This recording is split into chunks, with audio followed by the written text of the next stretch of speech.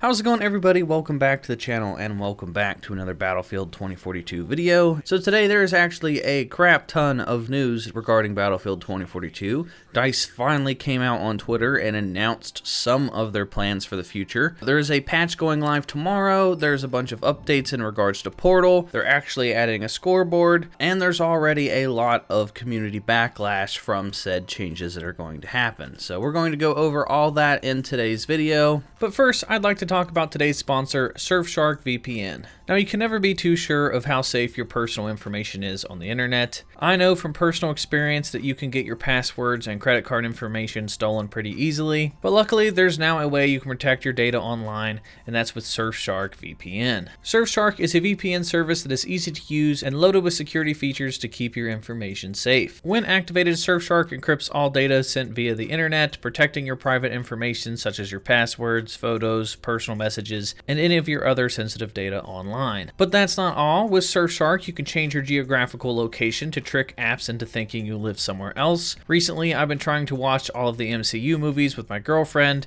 but we ran into the problem where we couldn't find any of the Spider-Man movies. So with Surfshark, I changed my location to trick Netflix into thinking I live in Canada, and boom, suddenly I can watch all of the different Spider-Man movies with just a few clicks. With over 3,200 servers and 65 countries, you'll be able to connect to a server wherever you are, and you can install Surfshark on an unlimited number of devices off of just one subscription. And right now, if you sign up using code SwanyPlaysGames, you'll get 83% off plus 3 extra months for free. And best of all, trying Surfshark is completely risk-free because they have a 30-day money-back guarantee. So if you guys are interested, you can check out Surfshark VPN by clicking the link down in the description down below. So getting into the first bit of news from the Battlefield Direct communication, they tweeted out Update 3.2, scheduled to go live tomorrow. This update delivers a handful of small fixes and improvements to the game, focused on stability. We'll have the complete set of update notes available to browse this evening, which I've already looked through the patch notes, and honestly, patch is so small and there's so little things in it that it honestly isn't even worth going over in a video. There wasn't really anything that stood out. It's just a bunch of small bug fixes that honestly you're probably not even going to notice because of,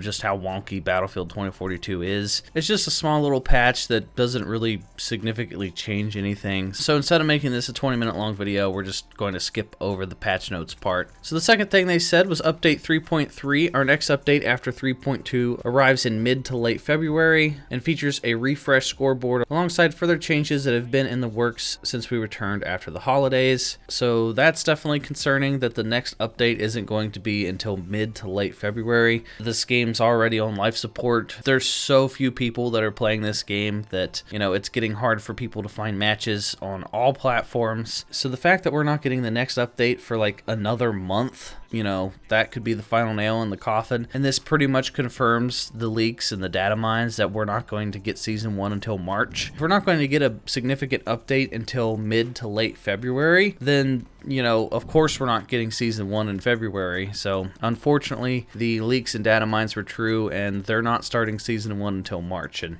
yeah, that's not looking too good. But they did mention a scoreboard, and they talk a little bit more about the scoreboard. They say scoreboard refresh and update 3.3, we will refresh the existing scoreboard UI with a new panel that showcases how players are stacking up across the server, which, sounds like a good thing. People wanted a scoreboard, but this really puts into perspective just, how little is actually in this game that it's taking them, months after the fact to make a scoreboard. But here on screen, I will show you the scoreboard that they have worked on. And the first thing I immediately noticed, which already has the community in an uproar on the subreddit, is that there are no deaths on the scoreboard.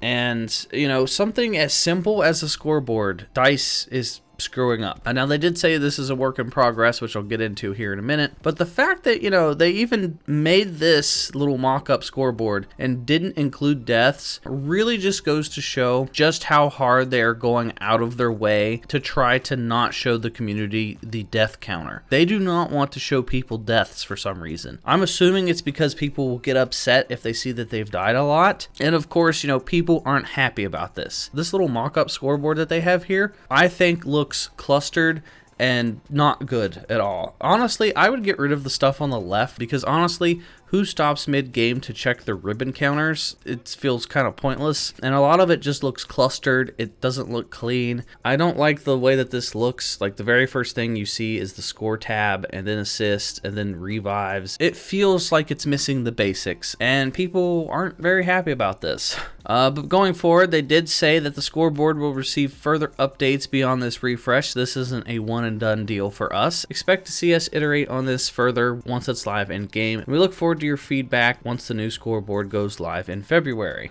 So definitely be sure to voice your concerns and your opinions on the scoreboard. If you guys like the scoreboard, then, you know, let them know on Twitter and stuff. Let them know on the subreddit. And then same goes for if you guys don't like the scoreboard. There's been a million different fan-made scoreboards all over the subreddit that, in my opinion, are way better than this and look a lot cleaner. Regardless of what your opinions are, go share them in the community. Let your voice be heard. Let DICE know what kind of scoreboard you want to see brought to Battlefield 2042. So then they went on to say that matchmaking preferences in All-Out Warfare and all-platform VoIP, which I'm assuming is the in-game voice chat. These are both still on our radar. No updates on these two today, but we wanted to reassure you all that these are still front in mind, and we'll have more to show and share on these topics further down the line. So they still don't have any news in regards to a server browser or in-game voice chat, which, you know, are pretty basic features to have. Honestly, if I was DICE, I would put the server browser up front and center. I would make that the #1 concern in the community, because with the servers dying off and the servers being so unbelievably empty, if they had a server browser, you could at least search for the most filled map and you could actually get into games, because the matchmaking is so bad and broken, or I don't know what's wrong with it, but most of the time, a lot of people just search and search and search, and they can never find matches. So the fact that we aren't getting a server browser anytime soon is pretty concerning for the future of the game. But then they have some updates for the XP in Portal, which is great news for Portal mode, because Portal has been dying off very fast since launch, and nobody plays it because there's no XP progression. They said tomorrow we're increasing the per minute XP cap across all Battlefield Portal modes to 300. Obtaining XP usually comes in bursts, but our intent for this change is to reduce the frequency of XP burst being capped during gameplay. And then they included this image to give you a better example of what they're talking about. They have full, moderate, and restricted. Featured experiences will have full player XP, mastery XP, ribbon XP, and weekly mission progression. And then moderate, you know, custom experiences using all modifiers except for rule editors, AI, or damage and health. You know, so there's moderate XP. You can get a little bit of mastery XP up to rank 12, and you can still get your weekly missions. And then they have the restricted, where if you're trying to add a bunch of AI, and it's pretty obvious that you're trying to just farm bots and stuff, you're going to have the same restricted XP that it's been since launch. So this is hopefully going to get rid of a lot of those XP farms that you're going to see. And this will definitely help out a lot in Portal mode. So hopefully we can see some life brought back to Portal. And yeah, that's pretty much the gist of it. Like I said, there's an update going live tomorrow. Just a couple bug fixes and stuff. It's nothing too big. And then, yeah, this update tomorrow is supposed to hold us off for another month. And then we're going to get that update with a new upcoming scoreboard. And then after that, you know, Season 1 should be coming in March. And in my opinion, I don't think this is enough. I think the game is going to continue to die off until then. It's nice that they communicated with us, but this really puts things into perspective, and you know, they basically sold us a beta, and it doesn't matter if this is like your favorite Battlefield of all time and you're just having an absolute blast. You know, the numbers show different. The player numbers have been decreasing. The Battlefield subreddit has still been just full of nothing but people being angry. The vast majority of the player base aren't happy with Battlefield 2042, and I just don't see people sticking around until March for Season 1. And you know, the fact that they didn't even announce what's coming in Season 1 or even mention Season 1 yet is also concerning. A lot of people spent $100 plus to get the full Year 1 season passes, and we currently have no idea when any of that is coming. So let me know what you guys think down in the comment section down below. Give me your opinions on the XP gains and the new scoreboard. And then if you guys are new here, hit that subscribe button and hit the bell for notifications. And if you guys want to follow me on Twitch,